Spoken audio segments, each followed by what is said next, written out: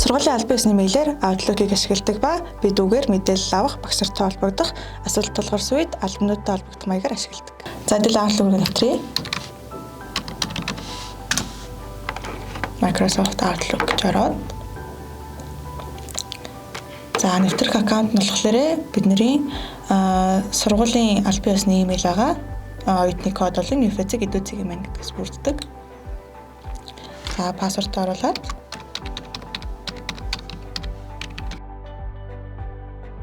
энэ баган дээр мэдээллүүд гарч ирж байна. Албан болон албан бус мэдээллүүд гарч ирдэг. За хичээл сонголт, эсвэл албан бус зар занга цэгмэн гэдэг гэх мэтчлэн мэдээллүүд гарч ирж байгаа. Үгээр бас бид нар албан нэгжтэй холбогдож болж байгаа. За багш нартайгаа бас үгээр холбогдож хүсэлт өргөдөл чөлөө гэх зэргийг авч болдог.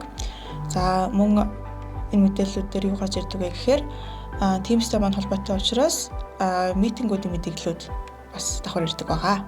Ингээд Outlook-ээс сургалтын үйл ажиллагаатай холбоотой чухал мэдээллүүд ирдэг тул та тогтмол шалгаж хэвшээрэй.